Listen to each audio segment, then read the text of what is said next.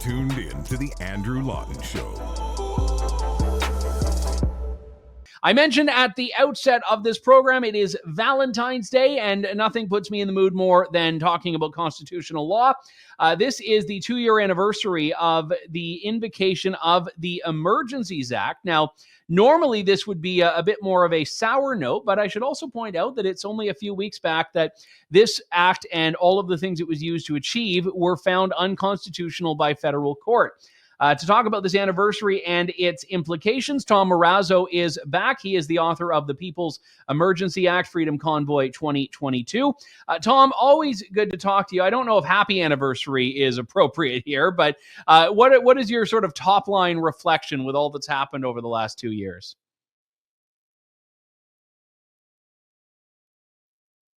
Oh, you're either feeling very quiet or there's an audio issue. So we will try to get that sorted out in a moment. That is, I don't think Tom Marazzo can hear me there. So we'll get that sorted out. But the other thing that is related to this, and I'm going to get Tom to weigh in on this, is that CSIS has released a report through Access to Information. Now, this was a request from the Canadian press. Now, this is where, when I read this, and I haven't read the original briefing document, I only read the report on it the Canadian press published. It was a report from CSIS on the freedom movement and their perception and contextualization of it. And it kind of made me wonder if the intelligence community is really doing all that much of use, because this is what our top secret spy agency has determined. The freedom movement began to emerge as a protest against COVID restrictions and now has generally morphed into a protest against government overreach. Wow. Good for you guys. You figured that one out. I don't want to, rag on, people that are doing a very difficult job and doing it for not a lot of money and no prestige or glory. But it was kind of a weird and moment when they've identified what anyone who's been following the evolution of this movement could have identified in the last 2 years, which was that, COVID restrictions were a symptom and not the cause of government issues. And I think that's probably the point that I would frame this around, is that COVID restrictions and vaccine mandates, vaccine passports, all of that were government revealing its authoritarian impulse. The impulse was there. Government showed us the level of control they want to wield, the level of power they want to wield, but they hadn't really been given a pretext to wield it all before a pandemic came along. And that was what happened there. I think we have Tom Marazzo for real this time. Tom, are we functioning? Are we good? No, we're not. I can't hear you now. There we go. I heard that, whatever you just did there. Let's see. All right. The joys of live media. Well, as I mentioned, Tom, 2-year anniversary of the Emergencies Act. What's your perspective on that now, looking back? I hope you can hear me now. I can. Yeah. Okay. Sorry. It's a much different atmosphere this time around because of the decision that came out from Justice Mosley a few weeks ago, which declared that the Emergency Act use or invocation was illegal and outside of the scope of the law. So that has a different feeling 2 years after the fact than it did even a year ago when we had Justice Rouleau, who basically sided reluctantly, I don't know how you want to phrase it, but sort of sided with Justin Trudeau, but sort of didn't. He gave himself a lot of wiggle room to get out of it. But yeah, so I think the spring in everyone's step this year is because of the fact that Mosley's decision just came out a few weeks ago. Yeah, and it does change the discussion a little bit. Sorry, Andrew, I just keep losing audio. Okay, yeah, well, I just wasn't talking. That might have been it. I hadn't started yet, but I'm good. I'm good. I think it raises an important point here because, there was a lot of skepticism, I think, from legal scholars, even people that weren't fans of the Convoy when the Emergencies Act came out, that, okay, I don't like these guys with the trucks, but I really don't like this. And now that the government has doubled down in the wake of that ruling, I think it's reinvigorated that, has it not? In the sense that the government, even with this judicial ruling, is still saying, no, absolutely, this was the right call. We should have done this. So there's been no contrition from anyone in those ranks. No, and I've said this before too. They're going into an election cycle. So what choice do they have other than they have to fight this? This isn't really for them about the law or abiding by the law or accepting the decision. This is a political decision on the part of the Liberals to launch the appeal. In actuality, the proper moral, ethical thing to do would be to say, yes, we violated the law and we're going to accept the court's decision. But they can't do that going into an election because they know that everybody's going to make them wear this around their neck like a 1,000-pound yoke. So they don't really have a choice. They have to fight this from a political perspective only. I wanted to get your sense on this. I don't know if you've read, I haven't read the actual document, as I mentioned, but this report I saw from the Canadian press on the evolution of the freedom movement. I mean, this was kind of plain as day apparent to anyone who had been watching.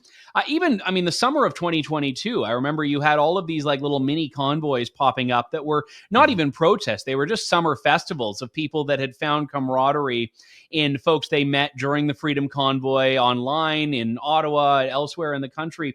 And I do think there was something, accurate about that it has created a movement that really didn't exist in Canada before January, February of 2022. Do you think that's a fair characterization of what's happened?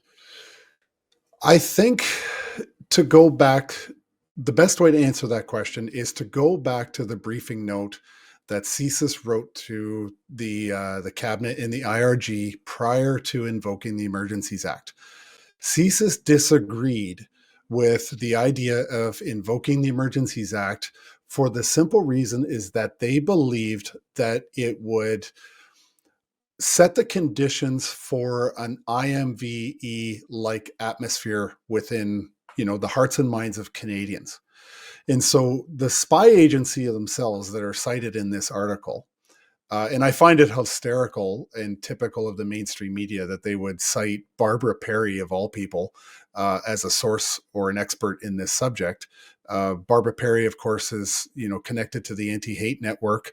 She makes a ridiculous amount of money teaching her theories that can't be backed up by evidence, and she's nothing more than a hate baiter. And if you want to know more, talk to Cosmin, one of your own excellent writers. And just if I can give the context on there, Tom. So Barbara Perry had said in a report however many years ago that there are 300, I forget if it was hate groups or far-right groups or far-right hate groups, it was some variation of that. And I was like, oh, wow, that's terrible. But she will not provide the list. So for all I know, the Andrew Lawton show is listed as, one of the 300 because she won't give it. And Cosmin has been in a fight with the Freedom of Information Commissioner in Ontario for however long now, trying to get access to that list, which she won't provide. So I had to provide that little footnote there. I apologize for cutting you off. No, that's fine. That's fine because it's good background, good context, and I think people should know, the type of stuff that's happening in a Canadian university right now. Barbara Perry is on the Sunshine List. She makes over $200,000 a year for peddling in hate baiting.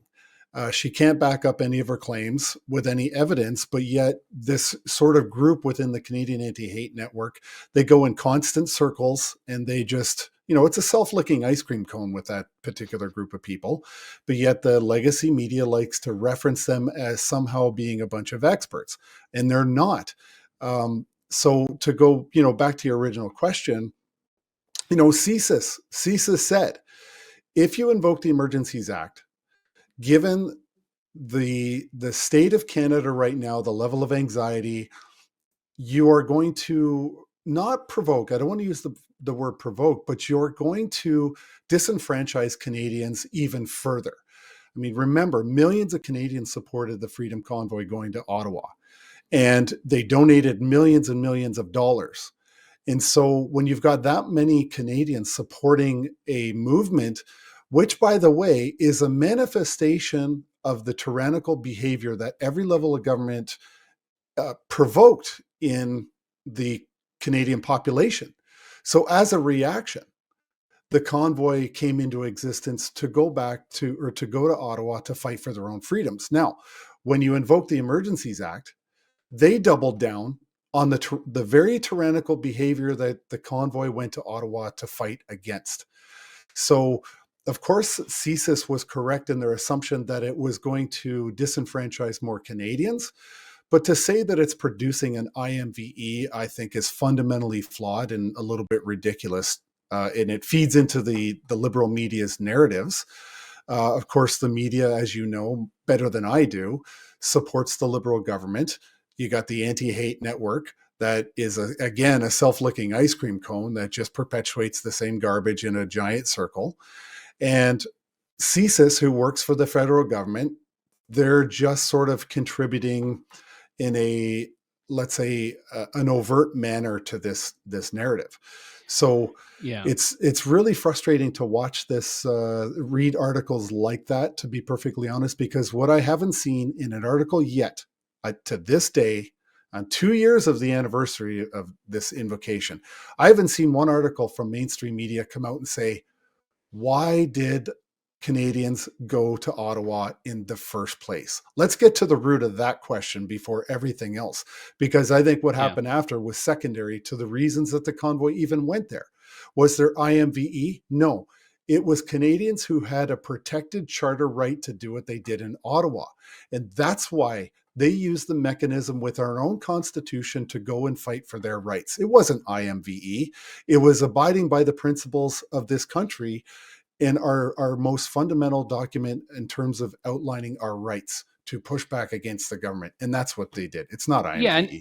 and just for people not familiar with that term, that stands for ideologically motivated violent extremism. And I reject that characterization. But the part that I found interesting was just CSIS stating the obvious that, you know, this was not just about vaccine mandates, and this was not just about COVID restrictions, and the fact that it took them, you know, so long to seemingly come up with that position, I found quite odd. And you know, to put this in the bigger and broader context here, over the course of the last 2 years, government has dug its heels in on the very things that it started doing throughout the COVID era and really did during the convoy's time in Ottawa. And I think there's been a lot more. I mean, the reason you see more resistance is because there's been a lot more stuff that needs to be resisted. Mm-hmm. Yes, absolutely. And, you know, I read that article and I looked at the little laundry list of things that they were really referring to as conspiracy theories. I'm sorry, but they're not conspiracies. I mean, you've got presidential campaigns in the United States right now talking about a lot of these issues. Okay, they're real things. Canadians now more than ever, probably in our nation's history, are more politically aware and more aware of the actions of NGOs like the WEF, the World Health Organization, even the UN to some extent. You know, the actions of I think it's the United Nations Assembly. Like, they are deliberately doing things and Canadians are just paying attention. So how is that some sort of ridiculous right-wing extremism? That's what you call an engaged citizenship or citizenry. That's what that's about. And it's not IMVE or any other thing. Canadians One are of more them on that list, engaged by the in the way, actions of the Tom, government. opposition to communism, they list as being a problem. Like that, I found this hilarious. The line is, well, this Yeah. perceived tyranny is widespread across the movement. Other narratives are becoming increasingly common among adherents. The brief says, citing opposition to drag queen story times, perceived increase in control by institutions like the UN and the World Economic Forum, and communism. So Yeah. if you believe that communism is a bad thing, you may be an ideologically motivated violent extremist. It is absolutely bizarre to see them actually put this into print, isn't it? Like, we brag about being this socialist country, and I think for a lot of Canadians that had always a different meaning. It's sort of a hidden meaning, but the very essence of socialism is really the first step before communism. And so Canadians are waking up to a very different definition of socialism that they thought they lived under, and realizing, no, we are sliding more and more into an authoritarian type of state. And again, to use you as a reference personally, look at what they're doing with the CRTC. Look at the steps that they're saying for our own good is to fight misinformation and disinformation. Therefore, we're going to regulate the internet, the news that you can see, independent journalists like yourself. Okay, that is, that's more tyrannical. That's communism. That is the control of information to your citizens under the guise of doing it for our own safety, as if though we're not smart enough or educated enough or even sophisticated enough to determine or make decisions for ourselves based on the news or the information that we receive.